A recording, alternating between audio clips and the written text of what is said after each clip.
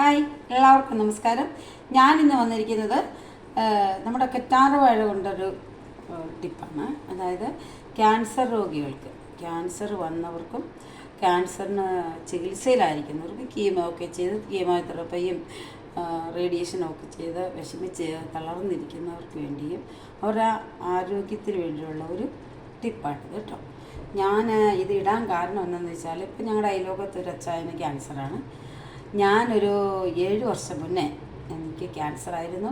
4th stage cancer സുഖപ്പെട്ട ഒരാളാണ് ഞാനതിൻ്റെ കാര്യങ്ങളൊക്കെ പിന്നീട് ഒരു ദിവസം ഒരു വീഡിയോയിൽ പറയാം, എങ്ങനെയാണ് എൻ്റെ ക്യാൻസർ മാറിയെന്ന്. അപ്പോൾ ഞാൻ ഉപയോഗിച്ചിരുന്നൊരു സാധനമാണ് ഇത്, കറ്റാർവാഴ. ഇത് എൻ്റെ വീട്ടിൽ ഞാൻ നട്ടുപിടിപ്പിച്ച കറ്റാർവാഴയാണ്, നമ്മൾ പുറത്തുനിന്ന് മേടിച്ചതൊന്നുമല്ല. ഇതെങ്ങനെയാണ് ഉപയോഗിക്കുന്നതെന്ന് ഉണ്ടാക്കുന്നതെന്ന് അതിനെക്കുറിച്ചുള്ള വീഡിയോ ആണ് ഞാൻ ഇടുന്നത്. ഇപ്പോൾ ഇതൊരു കറ്റാർവാഴ നമ്മൾ എടുക്കുന്നു. അതിൻ്റെ 2 വശങ്ങളത്തിന് മുള്ള് ഇതേപോലെ നമ്മളിങ്ങനെ ചെത്തിയെടുക്കുകയാണ്. ചെത്തിയെടുത്ത് ഇങ്ങനെ, അതായത് ഇതിന് മുള്ളിനെ ഇങ്ങനെ 2 സൈഡിൽ നിന്നും പതുക്കെ നല്ല പിച്ചാത്തി കൊണ്ട് ഇങ്ങനെ പതുക്കെ പൂളിയെടുത്താൽ ഇങ്ങനെ പൂളി കിട്ടും ഉണ്ടോ. ഇങ്ങനെ അങ്ങോട്ട് പൂളിയെടുക്കാം. 2 സൈഡിലത്തെ മുള്ളിനെ അങ്ങോട്ട് ചേന്തി കിടന്നിട്ട്, ഈ മുള്ള് നമുക്ക് ആവശ്യമില്ല കേട്ടോ, വെറുതെ എന്തിനാ മുള്ളൊക്കെ പിടിപ്പിച്ച് കയ്യിലൊക്കെ കൊണ്ട കാര്യമില്ല, നല്ല മുള്ളാണ്. എന്നിട്ട് ഇതിനെ നമ്മൾ തന്നെ എടുക്കണം, ഇതിനിങ്ങനെ പൊളക്കണം. പകുതി ഇങ്ങനെ പിടിച്ചിട്ട് പൊളക്കണം. അതായത് ഈ തൊലി, മുന്നിലത്തെ തൊലി ഇങ്ങനെ അങ്ങോട്ട് കളഞ്ഞാൽ അത് നമുക്ക് നല്ല ഉണ്ടാവും. 2 പാളയായിട്ട് കിട്ടിയേ. ഇത് ഈ പാളയായിട്ട് കഴിഞ്ഞിട്ടുള്ള കാര്യം നമ്മളിതിനെ ഇങ്ങനെ എടുക്കുന്നു. എൻ്റെ വീഡിയോ അങ്ങോട്ട് കിട്ടുന്നില്ല. ഇങ്ങനെ നമ്മളിങ്ങനെ പിടിച്ചിട്ട് ഇങ്ങനെ ചേരണ്ടി ഇങ്ങനെ എടുത്തു കഴിഞ്ഞാൽ നല്ല കഷ്ണം മാംസം കിട്ടുന്നുണ്ടോ. ഇങ്ങനെ നല്ല മാംസം ഇങ്ങനെ കിട്ടും. ഈ മാംസമാണ് നമുക്ക് ആവശ്യം കേട്ടോ. അപ്പോൾ നമുക്കിവിടെ വെയിറ്റ് ഇല്ലാത്തതുകൊണ്ടാണ് ഇതുപോലെ നല്ല പാത്രത്തിനകത്ത് വെച്ചിട്ട് ഇങ്ങനെ എടുക്കാം. അപ്പോൾ അതായത്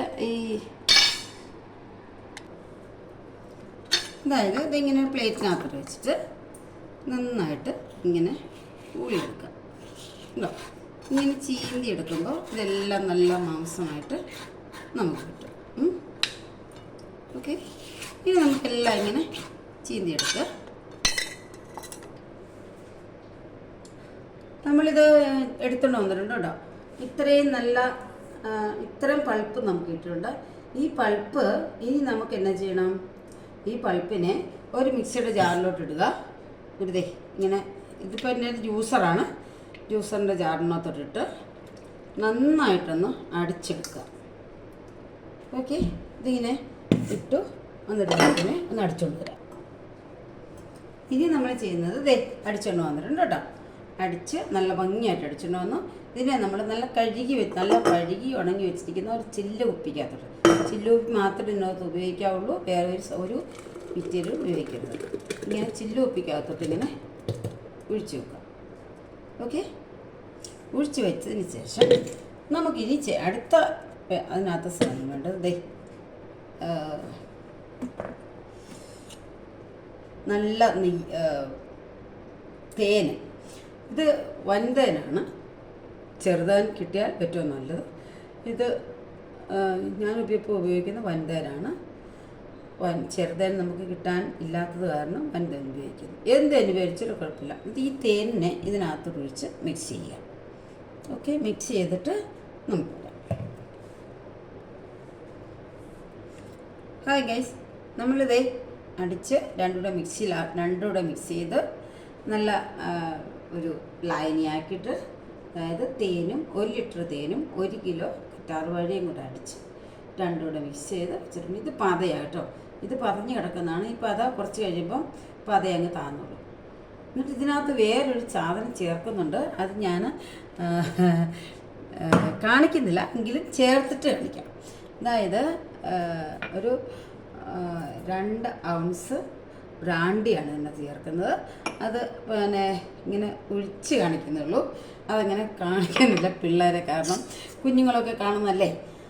കുഞ്ഞുങ്ങളാരെങ്കിലും കണ്ടു കഴിഞ്ഞ് പിന്നെ അവർക്കൊരു പ്രചോദനം ഉണ്ടാകണ്ടല്ലോ, ഇതെന്ത് സാധനം എന്നൊക്കെ ഓർത്തൊന്ന് നോക്കിക്കഴിഞ്ഞാൽ വേണ്ടല്ലോ, അതിൻ്റെ ആവശ്യമില്ലോ എന്ന് ഓർത്തിട്ടാണ് കാണിക്കാഞ്ഞത്.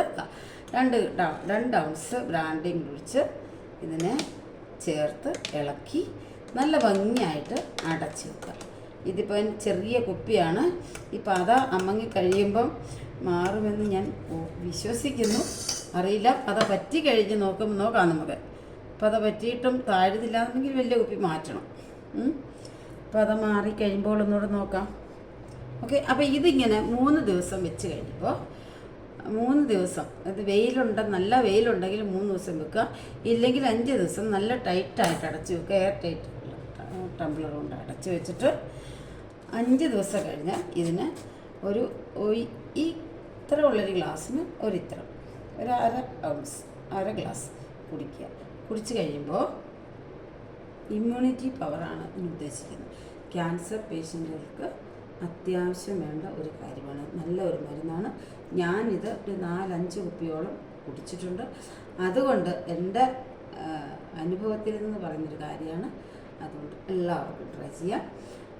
എൻ്റെ വീഡിയോ ഇഷ്ടപ്പെട്ടെങ്കിൽ എല്ലാവരും ലൈക്ക് ചെയ്യുക, കമൻറ്റ് ചെയ്യുക.